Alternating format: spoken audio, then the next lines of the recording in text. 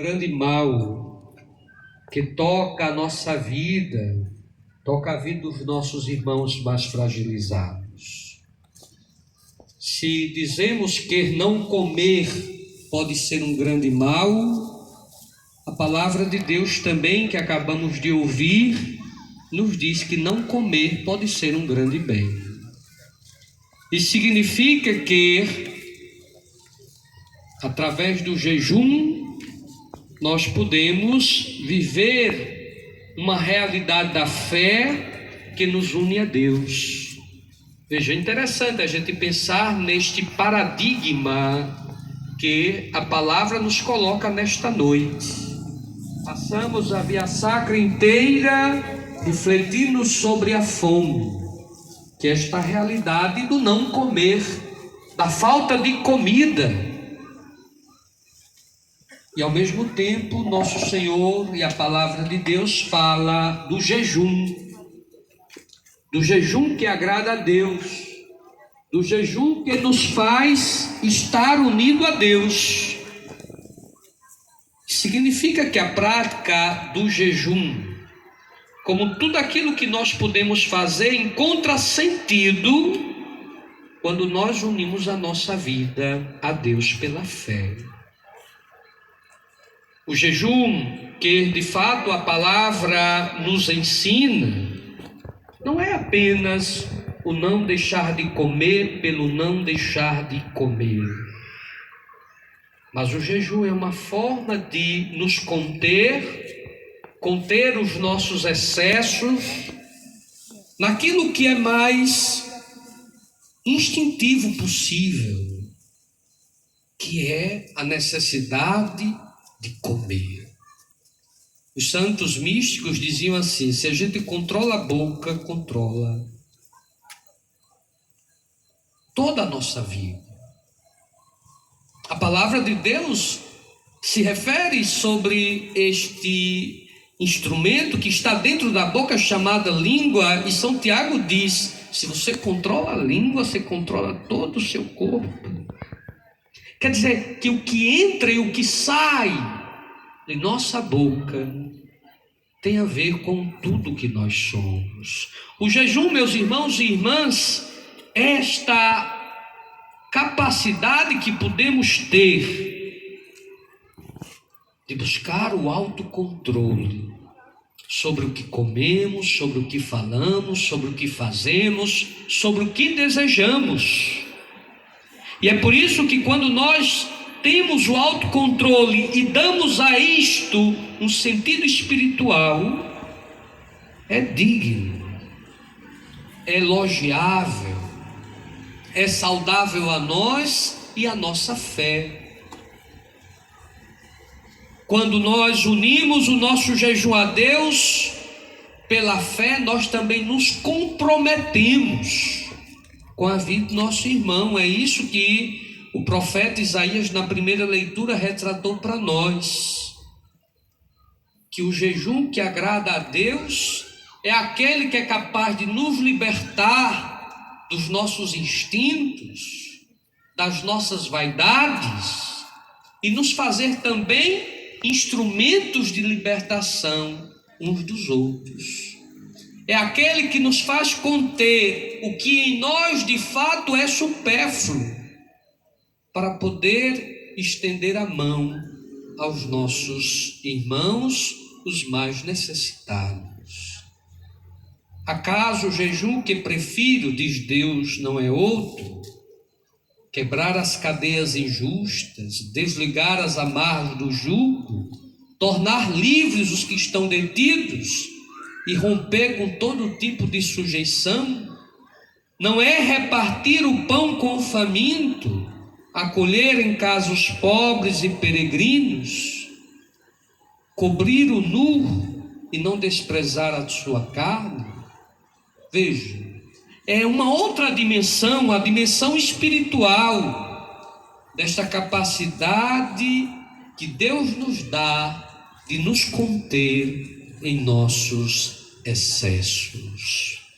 No evangelho que nós escutamos, Jesus nos fala do jejum quando diante de sua ausência.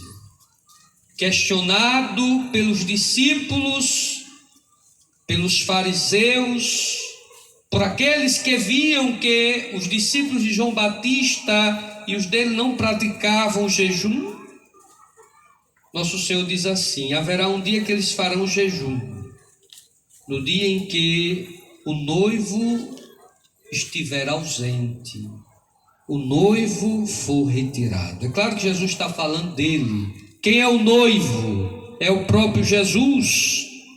E veja o que é que ele está dizendo: a noiva é a humanidade, e a humanidade é chamada a fazer jejum pela ausência do seu noivo, que é o próprio Jesus. Estamos vivendo esse tempo, vivendo o tempo em que Jesus não está aqui conosco, como esteve diante de seus discípulos. Viver o jejum significa poder se abster de tantas coisas para poder se alimentar dele. A sua presença física não estar aqui, mas sua presença espiritual pode nutrir a nossa vida, pode nutrir a nossa fé e pode fazer-nos fortes diante de tantos males deste mundo. Nosso Senhor está dizendo: dias virão em que eles precisarão fazer jejum, jejum do que é excessivo, para poderem testemunhar a minha presença no meio deles.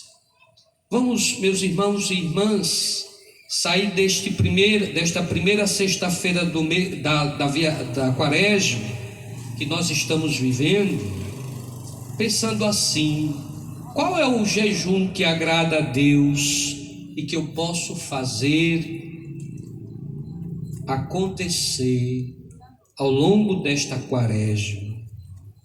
Qual é aquilo que em minha vida é instintivo, é excessivo, é fruto de um pensamento egoísta, é fruto de uma vaidade minha, que eu posso me abster para poder alimentar o meu espírito e para poder estender também a minha mão aos mais necessitados?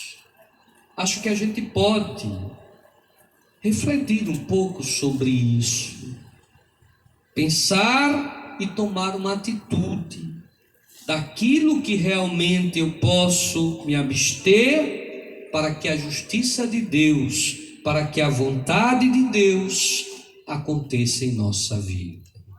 Então vamos voltar para nossa casa pensando assim: o que é que está em excesso? O que faz parte ainda das minhas vaidades? O que faz parte do meu jeito de viver egoísta? Que nosso Senhor está dizendo: você precisará fazer jejum disso. Você precisará superar isso, renunciar a isso. Mas ao mesmo tempo que isso nos une a Deus, essa capacidade de renúncia nossa, nós vamos pensar também: o que isso me faz fazer em relação ao meu próximo? O que essas minhas renúncias ajudam para que eu seja mais solidário, mais fraterno com o meu próximo? A nossa comunidade está querendo sinalizar essas nossas renúncias com a doação de alimentos para os irmãos necessitados. Mas nós precisamos, no âmbito pessoal, ter outras atitudes para além dessas. No âmbito comunitário, sim, vamos ter esse gesto de renúncia para poder oferecer. Mas no âmbito pessoal, quais atitudes nós podemos ter? O Evangelho de quarta-feira nos diz: não precisamos aparecer para isso. No silêncio do nosso coração, sem permitir que os outros vejam, para não nos elogiarem, o que é que nós podemos fazer? De um lado, para experimentar esse jejum do qual a palavra de Deus hoje nos fala. Do outro lado, para nos fazermos solidários com os mais necessitados. Eis a palavra para nós, para todos nós, nesta noite.